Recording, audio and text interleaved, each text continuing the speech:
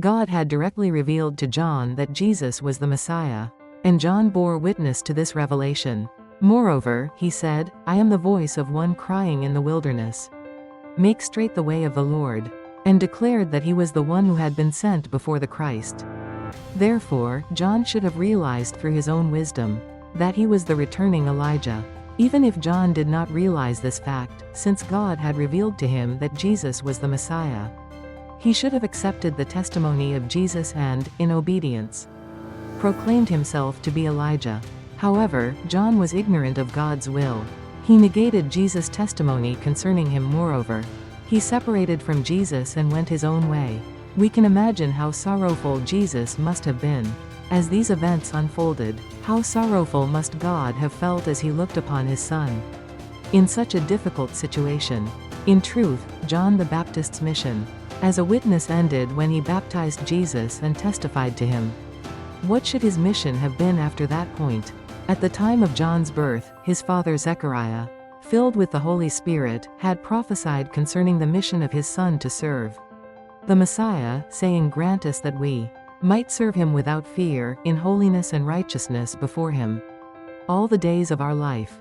In this light, after John the Baptist bore witness to Jesus, he more than anyone should have served Jesus with ardent devotion as a disciple for the rest of his life.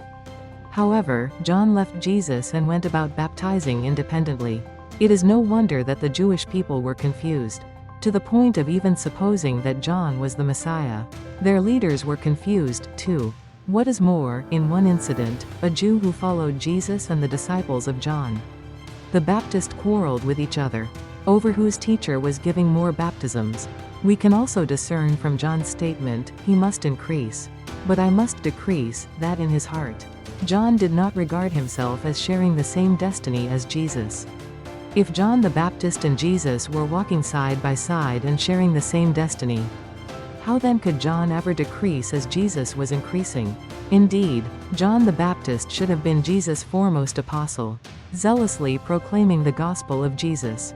Yet, due to his blindness, he did not fulfill his mission. His precious life, which was meant to be offered for Jesus' sake, was eventually lost over a relatively insignificant affair. When the mind of John the Baptist was focused on God, he recognized Jesus as the Messiah and testified to him. Later, when the inspiration left him, and he returned to a mundane state, his ignorance returned and exacerbated his faithlessness. Unable to acknowledge that he was the return of Elijah, John began to regard Jesus in the same disbelieving way as other Jews viewed him. Particularly after he was imprisoned, Jesus' every word and deed seemed to him only strange and perplexing. At one point, John tried to resolve his doubts by sending his disciples to Jesus, asking, "Are you he who is to come, or shall we look for another?" When Jesus was confronted with this question from John, he answered indignantly, with an air of admonition, "Go and tell John what you hear and see: the blind receive their sight, and the lame walk, lepers are cleansed, and the deaf hear, and the dead are raised up, and the poor have good news preached to them. And blessed is he who takes no offense at me." Matt 114-6. John the Baptist had been chosen while still inside the womb for the mission of attending Jesus. He led an arduous, ascetic life in the wilderness, building his ministry in order to prepare the way for the coming Messiah. When Jesus began his public ministry, God revealed the identity of Jesus to John before anyone else, and inspired John to bear witness to him as the Son of God. Yet John did not properly receive the grace that heaven had bestowed on him. Therefore, when confronted with John's doubting question, Jesus did not answer explicitly that he was the Messiah. He instead answered in this circuitous way. Certainly, John the Baptist must have known about Jesus' miracles and signs. Despite this, Jesus gave a veiled answer, reminding John of the works that he was doing, with the hope of awakening him to his true identity. We should understand that when Jesus said, "The poor have good news preached to them," he was expressing his deep sorrow over the disbelief of John the Baptist and the Jewish leadership. The prepared Jews, and John the Baptist in particular, were the rich people who had been blessed with an abundant wealth of God's love. Yet because they all rejected Jesus, he had to roam the seacoast of Galilee. and the region of Samaria to search among the poor, for those who would listen to the gospel. These poor ones were uneducated fishermen, tax collectors and prostitutes. The disciples whom Jesus would have preferred to find were not such as these. Since Jesus came to establish the kingdom of heaven on earth, he was more in need of one leader. Who could guide 1,000 than 1,000 who would follow a leader? Did he not first preach the gospel to the priests and scribes in the temple? He went there in search of prepared and capable people. Nonetheless, as Jesus indicated in a parable, because the guests who were invited to the banquet did not come, he had to roam the streets and byways to gather the poor and maimed, the blind and lame. Faced with the miserable situation of having to offer the riches of his banquet to the uninvited outcasts of society, Jesus expressed his sorrow in these words of judgment. "Blessed is he who takes no offense at me." Though John was greatly admired in his day, Jesus judged John's life by saying obliquely that one who took offense at him would not be blessed, no matter how great he might be. John took offense and thus failed in his mission to attend Jesus devotedly for the whole of his life. After the disciples of John the Baptist finished questioning Jesus and left, Jesus remarked that although John may have been the greatest of all prophets, he failed to complete the mission God had entrusted to him. "Truly, I say to you, among those born of women there has risen no one greater than John the Baptist. Yet he who is least in the kingdom of heaven is greater than he." Matt. 1111. Everyone in heaven was born of woman and lived an earthly life. One would expect that since John was the greatest among all those born of women, he should also have been the greatest in the kingdom of heaven. Why was John less than even the least in the kingdom? Numerous prophets in the past had borne testimony to the Messiah indirectly, across the expanse of time.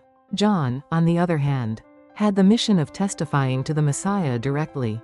If testifying to the Messiah was the main mission of the prophets, then John the Baptist was surely the greatest of prophets. Nevertheless, in terms of attending the Messiah, he was the least of all. Everyone in the kingdom of heaven, no matter how lowly, knew that Jesus was the Messiah and served him with devotion. Yet John the Baptist, who had been called upon to serve the Messiah more closely than anyone else, separated from Jesus and walked his own way. In terms of his devotion to Jesus, therefore, he was less than even the least in the kingdom of heaven.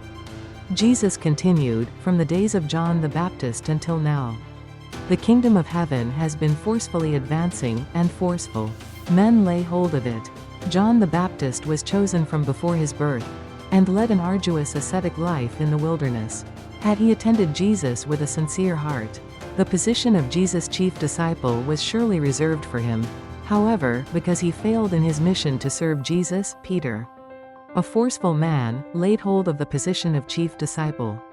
We can deduce from the expression "from the days of John the Baptist until now" that Jesus spoke the verses that follow in reference not primarily to the people in general, but specifically to John the Baptist. Jesus concluded, "Wisdom is justified by her deeds." Had John acted wisely, he would not have left Jesus, and his deeds would have been remembered forever as righteousness.